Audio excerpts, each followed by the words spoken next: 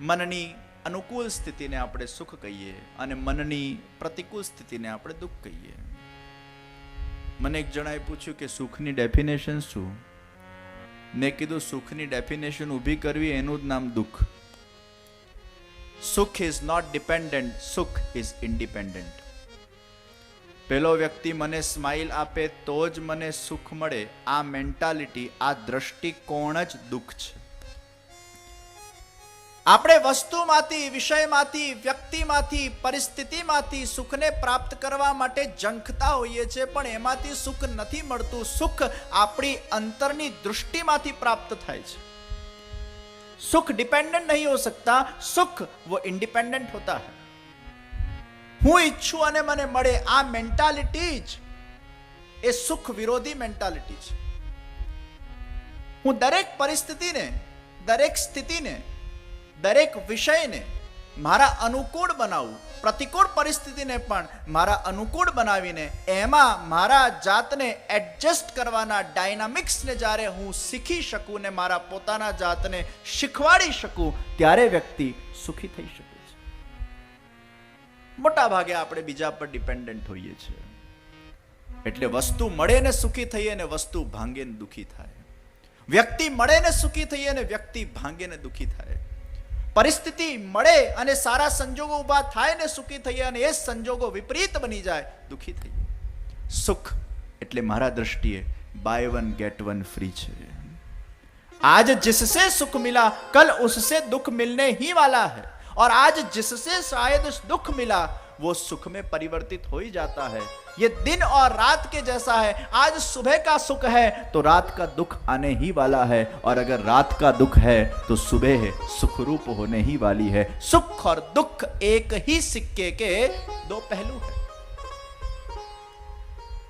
तो मननी अनुकूल स्थिति અને આનંદ, સુખ અને દુઃખ થી પણ જે પર તત્વ છે,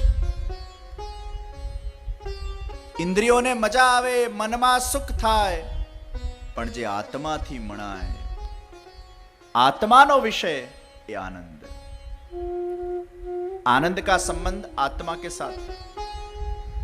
व्यक्ति का आत्मा जब जागरूक बनता है, आत्मा एनलाइटन होता है, आत्मा के अंदर जब परमात्मा के साथ का वो दिव्य संबंध का एहसास होता है, तब व्यक्ति उस परमानंद को प्राप्त कर सकता है. જે આપણે બધા ઝંખીએ છીએ, જે આપણો આત્મા ઈચ્છે છે, પણ છેક સુધી આપણે એને પામી શકતા નથી. કસ્તુરી મૃગના અંદર જ કસ્તુરી હોય છે, એમાંથી સુગંધ નીકળે છે અને ચારે બાજુ પરિભ્રમણ કરીને એને જાંચતો હોય છે, આ સુગંધ ક્યાંથી આવે છે, સુગંધ ક્યાંથી આવે છે. મૂળમાં એના અંદરથી જ સુગંધ પ્રગટ થયેલી છે. अंदर ही सुगंध है, अंदर ही आनंद है. वो आनंद को प्रकट करने के लिए आनंद के पास जाना पड़ता है. वो आनंद को प्रकट करने के लिए आनंद की भक्ति करनी पड़ती है. वो आनंद को प्रकट करने के लिए आनंद में लीन होना पड़ता है, तब जाकर उसकी उपलब्धि होती है. ये आनंद स्वरूप साक्षात भगवान श्री कृष्ण છે. અને એટલે જ ભગવાન જે કરે આનંદ માટે નથી કરતા, આનંદથી કરે છે. ભગવાન પૂર્ણ છે. સચ્ચિદાનંદ રૂપાય વિશ્વોત્પત્યાદિ હેતવે તાપત્રય વિનાશાય श्री कृष्णाय वयम नमः. भगवान वो पूर्ण पुरुषोत्तम है.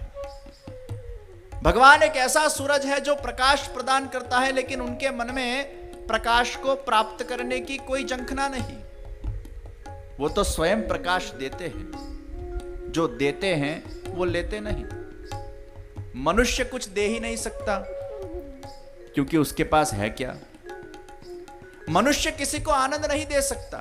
આપણે જે વ્યક્તિમાંથી આનંદની અપેક્ષા રાખીએ છીએ કે મને આ વ્યક્તિ સુખી કરશે ને આનંદિત કરશે, પણ એના પાસે સુખ કે આનંદ છે જ નહીં. એ પોતે જ સુખનો ભિખારી બનીને બેઠો છે.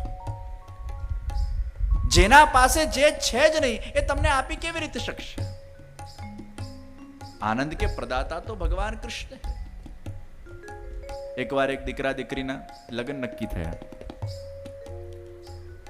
એટલે પછી બંને દીકરા દીકરી મને મળવા આવ્યા. એટલે મેં દીકરાને પૂછ્યું કે તને દીકરી બહુ પસંદ છે? મને કે હા, છોકરી બહુ સારી છે, સુંદર છે, સુશીલ છે અને એ મને ચોક્કસ સુખી રાખશે. પછી દીકરીને મેં પૂછ્યું તને દીકરો ખૂબ પસંદ છે? મને કે હા, દીકરો બહુ સારો છે, યોગ્ય છે, સંસ્કારી છે અને એ મને ચોક્કસ સુખી રાખશે. દીકરો કે છે દીકરી મને સુખી રાખશે અને દીકરી કે છે દીકરો મને સુખી રાખશે. મારા મનમાં વિચાર આવ્યો, આ બંને સુખના ભિખારી થઈને બેઠા છે, કોણ કોણે સુખી રાખશે? અરે મારા આના સાથે લગ્ન થાય તો હું એવું કંઈક કરું કે હું એને સુખ પ્રદાન કરું. અને પહેલો એમ વિચાર કરે કે મારા આના સાથે લગ્ન થાય તો હું એવું કંઈક કરું કે હું આને સુખ પ્રદાન કરું, અમે બંને એકબીજાને સુખી રાખીએ. આ વિચારધારા હોય તો કંઈક કદાચ સુખ મળી જાય, પણ સુખને લેવાની જ વિચારધારા હોય તો કોણ કોને સુખી કરી શકશે? સબ अपने स्वार्थ में पड़े. मनुष्य अपूर्ण है और भगवान वो पूर्ण है.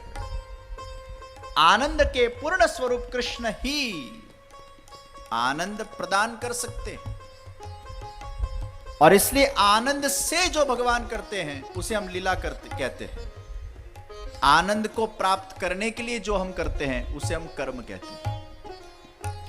नहीं कश्चित क्षणमपि जातु तिष्ठत्य कर्मकृत, नहीं कश्चित क्षणमपि जातु तिष्ठत्य कर्मकृत. કોઈ પણ વ્યક્તિ એ કર્મ કર્યા વગર રહી શકતો નથી અને કર્મ કરવાનું એક જ પ્રયોજન છે કે હું પૂર્ણ બનું, હું આનંદને પામું. ભગવાન જે કરે લીલા અને મનુષ્ય જે કરે એ કર્મ. લીલા ને કર્મમાં આ તફાવત છે.